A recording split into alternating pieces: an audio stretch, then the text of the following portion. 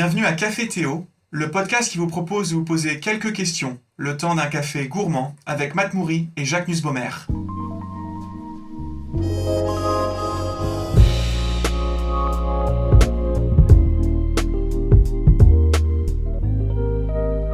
Nous sommes très heureux de nous retrouver pour ce rendez-vous théologique mensuel qui cherche à stimuler la réflexion dans le cadre d'une foi et d'une piété évangélique.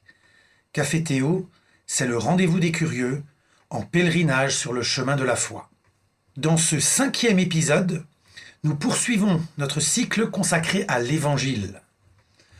Lors de l'épisode précédent avec Cédric Eugène, nous avions réfléchi à la manière dont les 4 évangiles rendent témoignage à l'unique évangile de Jésus-Christ. Aujourd'hui, nous allons nous pencher sur les écrits de l'apôtre Paul. Quel était le contenu de la prédication apostolique de l'Évangile ? Quel message Paul cherchait-il à faire passer à ses lecteurs ? Et en quoi est-il encore pertinent pour nous aujourd'hui ? Pour nous aider à y voir plus clair, nous recevons aujourd'hui Jonathan Thiessen, qui est docteur en lettres classiques de l'Université de Strasbourg, où il a rédigé sa thèse de doctorat sur la rhétorique chez l'apôtre Paul. Et il est actuellement chargé de cours à Booth College à Winnipeg, au Canada. Bonjour et bienvenue Jonathan. Alors, la question traditionnelle de cette émission, tu le prends comment ton café ? Bonjour à tous. Alors moi, d'habitude, je prends du Nescafé avec de la crème et bien sucré. Merci Jonathan. On se réjouit de pouvoir un jour prendre un tel café ensemble, en présentiel comme on le dit maintenant, et non pas en distanciel. Alors chers auditeurs, j'espère que vous aussi, vous avez votre café ou votre thé préféré à portée de main. Installez-vous confortablement pour partager ce temps avec Jonathan. Et venons-en immédiatement au vif du sujet. Aujourd'hui, nous poursuivons notre chemin. Nous savons que le mot évangile fait aussi partie du langage courant. On dit par exemple assez couramment qu'il ne faut pas prendre tel ou tel discours politique pour parole d'évangile. Et on le sait, le sens d'un mot change selon son contexte. Et donc il y a fort à parier que le terme évangile n'était pas employé de la même façon, au sens courant, à l'époque de la rédaction du Nouveau Testament. Alors Jonathan, toi qui es spécialiste de la culture gréco-romaine, que signifiait ce mot évangile en grec dans cette culture gréco-romaine ? Le mot évangile en français est surtout utilisé dans les milieux chrétiens, même s'il est entré dans le langage courant, comme dans l'expression que tu viens de citer. Le mot grec, euangelion, signifie bonne nouvelle. La plupart des traductions alternent en traduisant parfois bonne nouvelle, parfois évangile, mais le mot est utilisé couramment en grec et ne comporte pas spécialement de connotation religieuse. La nouvelle que son ami est arrivé en sécurité est un euangelion. Le fait que quelqu'un soit guéri est un euangelion. Le mot en grec est souvent utilisé dans les annonces officielles de l'avènement d'un nouvel empereur ou de la victoire dans une bataille, par exemple. C'est pourquoi il peut être utile de se souvenir, à chaque fois qu'on voit le mot dans une traduction biblique, qu'on voit le terme évangile ou bonne nouvelle, il peut être utile de se demander en quoi est-ce que Paul ou Jésus annonce une bonne nouvelle. En quoi est-ce que l'information qu'il annonce est quelque chose qu'on ne connaissait pas avant et qui change notre perspective et qui peut nous apporter la joie. Personnellement, je préfère laisser de côté entièrement le mot évangile, qui fait penser parfois à un système théologique construit, et parler plutôt de bonne nouvelle, la bonne nouvelle du message de Paul. Pour moi, l'un des éléments qui devait fasciner le plus les auditeurs de Paul était la bonne nouvelle qu'une résurrection nous attend après la mort. Alors merci pour cette précision de langage qui a toute son importance pour qu'on puisse ensemble délimiter notre sujet. L'évangile, tu nous l'as rappelé Jonathan, c'est donc une bonne nouvelle, et c'est une bonne nouvelle qui est appelée à résonner dans le monde. Mais on le sait, dans la communication, pour faire passer un message, il faut un émetteur et puis un récepteur. En d'autres termes, il faut quelqu'un qui annonce le message et puis quelqu'un d'autre qui le reçoit. Et justement, les premiers héros, si j'ose dire, au sens de proclamateur, hein, les premiers héros de l'Évangile dans le Nouveau Testament, ce sont les apôtres, qui ont pour double caractéristique d'être tous juifs d'abord, et ensuite d'avoir été des témoins oculaires de la résurrection de Jésus. Donc j'aimerais en venir à ce point. L'Évangile étant né dans une culture juive, quelles étaient, selon toi, Jonathan, les attentes des Juifs sur la vie après la mort? Et comment est-ce qu'ils recevaient l'idée de résurrection? Tu fais bien de mettre l'accent sur l'arrière-plan des premiers annonciateurs de la bonne nouvelle et surtout de Paul. Paul avait effectivement une double origine, grecque et juive, du fait d'avoir grandi dans la diaspora, tout en ayant eu une éducation profondément juive. Mais ce n'était pas seulement Paul qui vivait dans ce double monde. Les auditeurs de ses lettres également vivaient dans ce monde double, grec et juif. Dans l'Ancien Testament, on ne voit pas vraiment l'espoir d'une résurrection. On parle de Sheol, le séjour des morts où tous descendent. Les premières indications d'une résurrection apparaissent dans le livre de Daniel, mais même là, cela reste très flou. Dans le judaïsme du 1er siècle, certains milieux croyaient en une forme de résurrection, d'autres pas. C'était une question assez controversée. On le voit dans le récit où les Sadducéens essaient de ridiculiser Jésus en lui proposant l'histoire de la femme qui a eu sept maris. À la résurrection, disent-ils, duquel d'entre eux sera-t-elle donc la femme?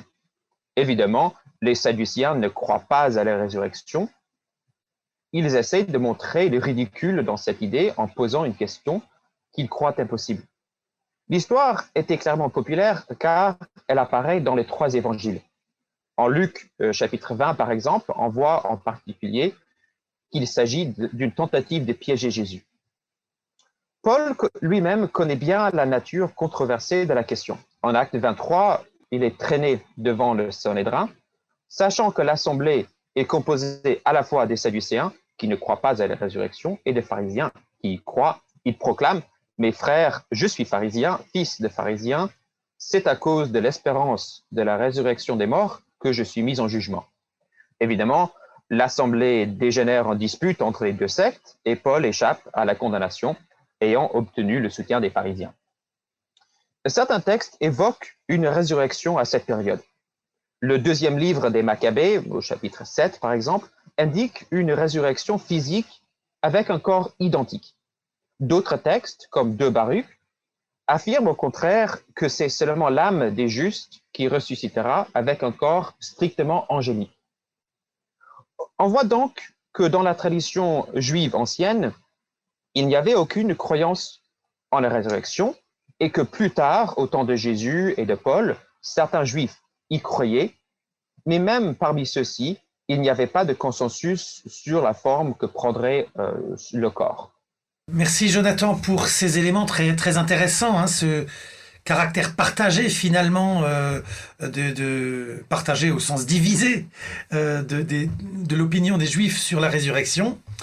C'est intéressant et important de réfléchir à cet arrière-plan proprement juif sur la question de la résurrection, mais tu as parlé de double culture et c'est vrai que le monde du Nouveau Testament s'inscrit dans plusieurs cultures.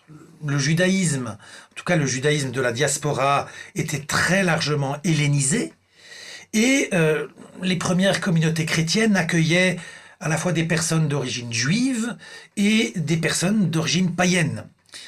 Et d'où la question suivante, quelle vision de la vie après la mort était prévalente dans la culture romaine? Une seule vision, plusieurs visions? Comment quelqu'un d'origine païenne aurait-il pu réagir en entendant parler de la résurrection?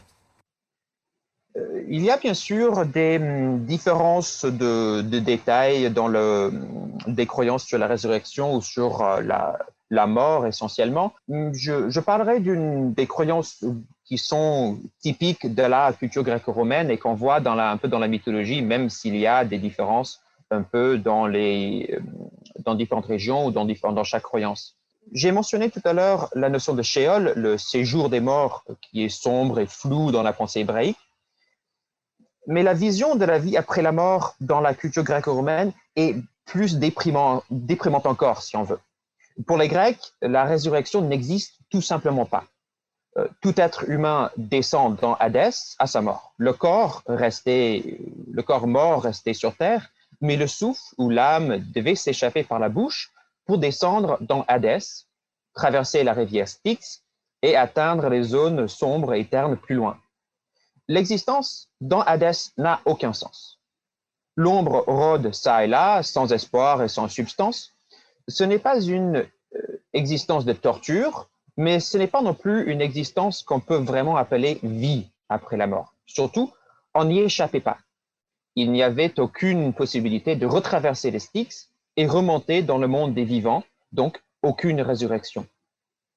Des exceptions existent, si on veut. Les dieux accordaient parfois aux grands héros de la mythologie l'immortalité. Donc, ces héros ne descendaient jamais dans Hadès, mais montaient dans les domaines des dieux directement. Héraclès, par exemple, est accordé l'immortalité. Par la suite, on affirme que certains des empereurs romains atteignent la divinité. C'est l'apothéose, la montée aux cieux. On leur accorde par conséquent un temple et des statues, un culte. Il est vrai qu'il existe une zone heureuse dans Hadès, les Champs-Élysées. Mais le commun des mortels ne pouvait pas espérer atteindre les Champs-Élysées. Elles étaient réservées aux bienheureux jugés dignes par les dieux. L'âme dans Hadès n'avait aucune substance. Dans l'Énéide, le grand poème latin sur les origines de Rome, le héros aîné descend à Hadès où il rencontre son père. Mais celui-ci n'est qu'une ombre et Énée, bien qu'il essaye, ne peut le serrer dans ses bras. Pire encore, l'âme du défunt garde l'aspect qu'il avait lorsqu'il est mort. Plus tôt dans le récit, Énée rencontre l'âme d'Hector, le grand guerrier tué par Achille pendant la guerre de Troie. Après l'avoir tué, Achille avait attaché son corps à son chariot et l'avait traîné dans la poussière autour de la ville. Quand Énée voit l'âme d'Hector, celle-ci a gardé l'aspect qu'elle avait à sa mort. Sa barbe est hérissée, ses habits couverts de poussière, ses cheveux collés de sang noirci. On voit toutes ces blessures jusqu'aux traces des liens de cuir où on l'avait attaché. Il est certain qu'on croyait aussi en les fantômes. Mais dans la pensée grecque, le fantôme n'est pas un esprit qui s'est échappé d'Hadès. Au contraire, c'est l'âme d'une personne dont le corps n'a pas été enterré. Toute âme dont le corps n'a pas reçu de sépulture est condamnée à errer sur terre. Rien n'est pire que ce destin-là. L'âme rôde parmi les vivants, les tourmentant jusqu'à ce qu'on veuille bien les enterrer avec les rites appropriés. Alors seulement, elles peuvent traverser les Styx pour chercher une sorte de repos. Dans tous les cas, il ne s'agissait en aucun cas d'une forme de résurrection. Les évangiles se donnent de la peine à prouver que Jésus ressuscité n'était pas un fantôme, mais qu'il avait bien un corps qu'on pouvait toucher.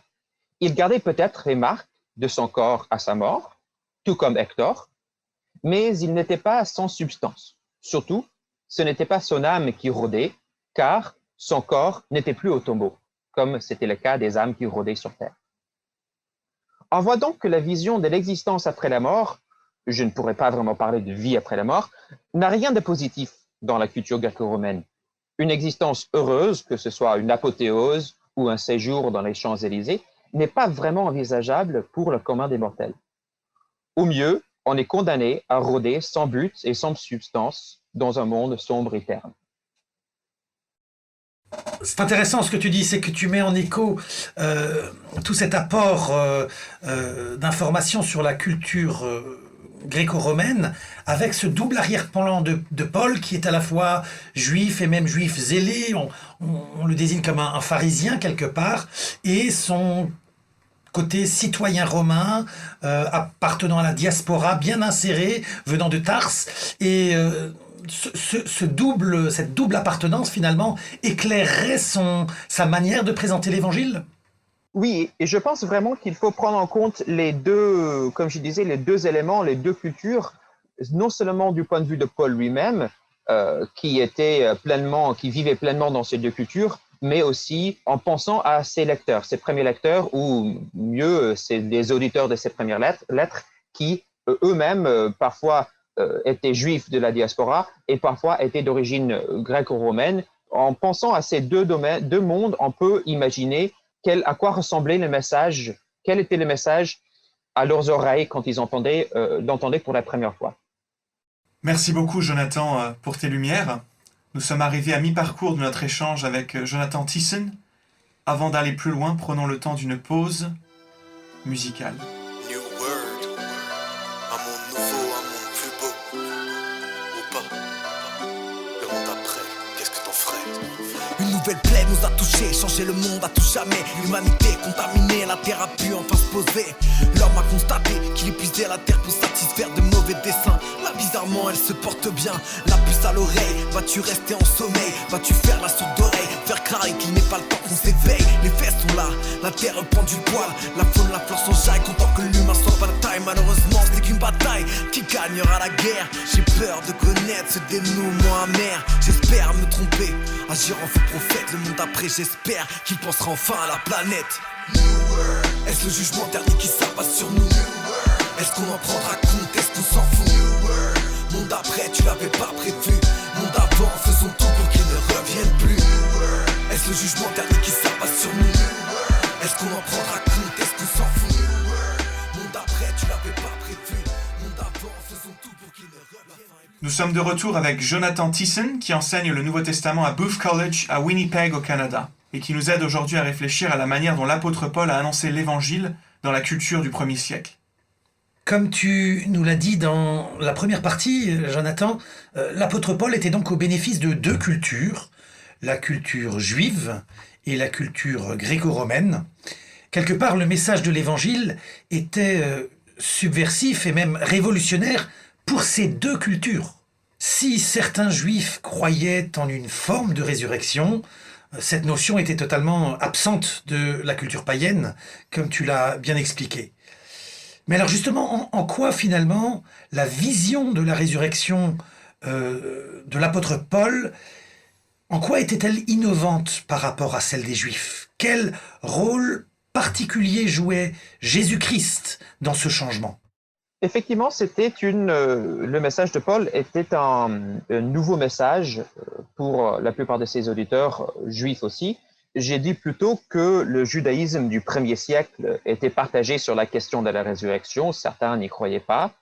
Et pour ceux qui y croyaient, les détails étaient vagues et controversés. Je pense qu'on peut citer 4 éléments nouveaux dans les croyances sur la résurrection de Paul par rapport au judaïsme. Premièrement, Paul fait de la résurrection un pilier central de sa théologie. Même les courants juifs qui y croyaient considéraient qu'il s'agissait d'une notion secondaire. Pour Paul, la résurrection est centrale. Deuxièmement, la résurrection pour Paul inclut la résurrection du Messie. Mais si le Messie doit ressusciter, c'est qu'il doit d'abord mourir. Cette notion est parfaitement scandaleuse pour les Juifs de son époque qui espèrent dans le Messie un guerrier qui les libérera des Romains. La crucifixion est la mort la plus honteuse réservée aux pires criminels et aux rebelles. Troisièmement, pour Paul, ce n'est pas seulement le Messie qui ressuscite, mais également le peuple du Messie. Tous les croyants peuvent également espérer une résurrection semblable à la sienne.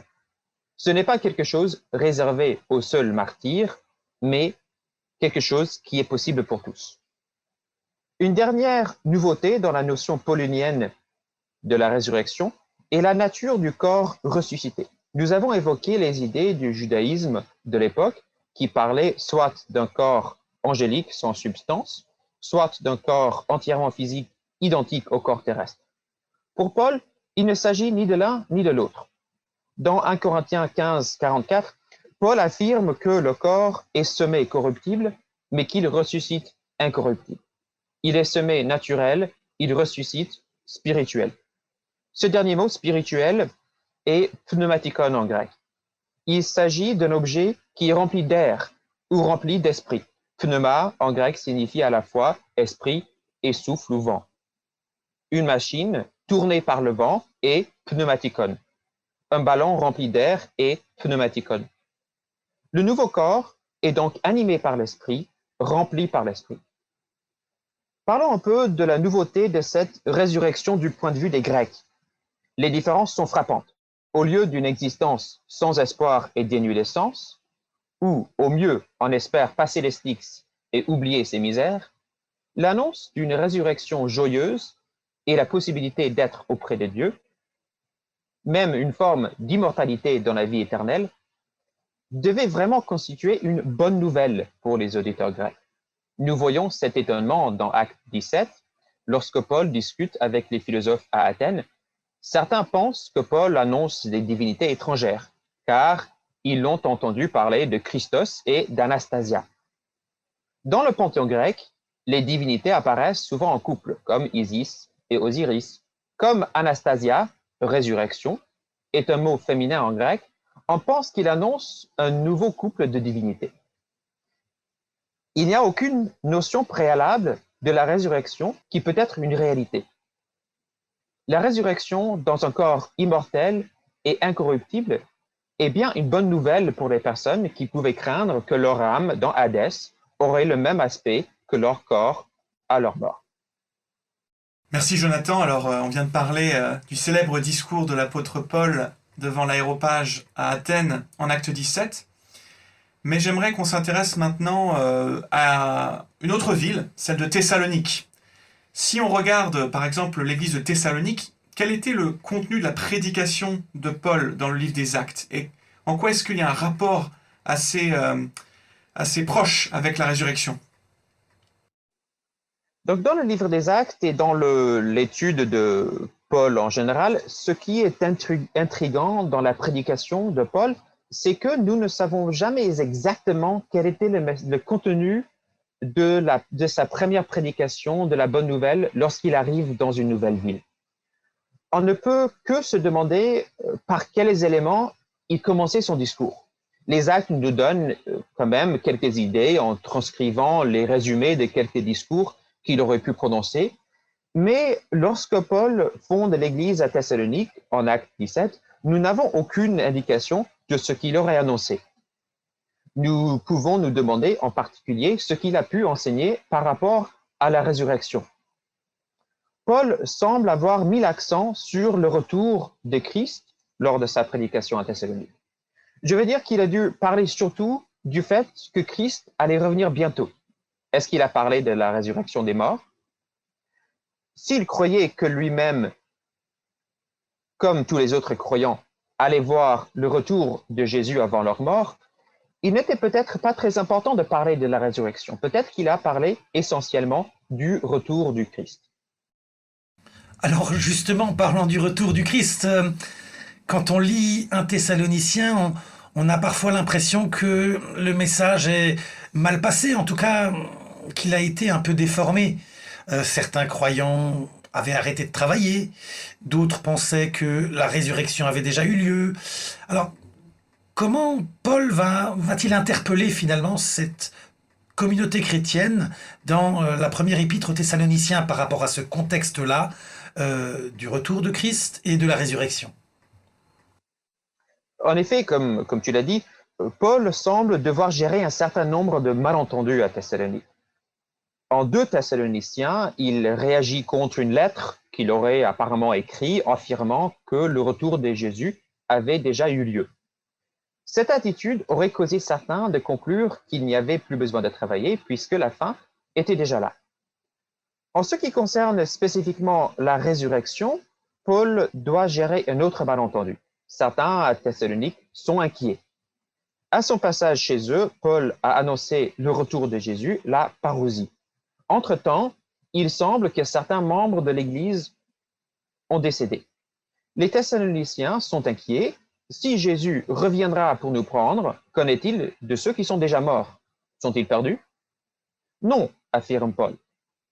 Ne vous inquiétez pas, dit-il au chapitre 4.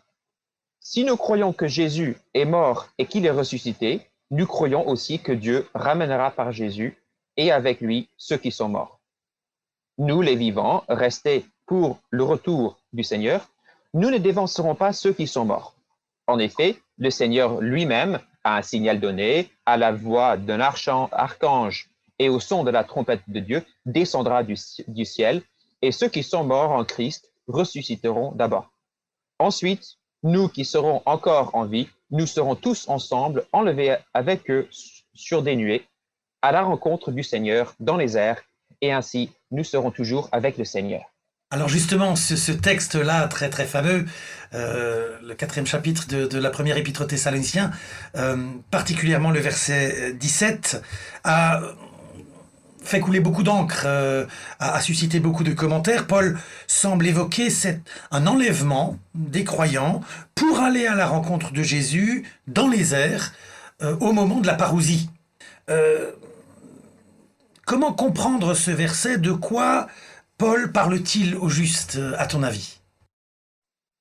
Effectivement, il y a plusieurs interprétations possibles de ce verset. Je parlerai d'une interprétation possible qui n'est bien sûr pas la seule qui est possible, mais qui est intéressante quand on examine les termes utilisés dans ces versets et on les compare avec leur contexte le contexte gréco-romain. Ce verset est fascinant, le verset 4-17, surtout parce qu'il comporte toute une série de termes qui auraient évoqué le monde politique de l'Empire romain pour tout auditeur de cette lettre au 1er siècle. Je m'explique. Tout d'abord, au verset 15, le mot qu'on traduit retour, en grec parousia, signifie présence ou arrivée. On utilisait le mot pour désigner l'arrivée dans une ville d'un fonctionnaire imminent, d'un roi ou même de la visite de l'empereur. Le gouverneur ou le roi est accompagné par son entourage et à son arrivée, une délégation des personnalités les plus importantes de la ville devait sortir l'accueillir afin de l'escorter dans la ville. Cette interprétation est confirmée au verset 17.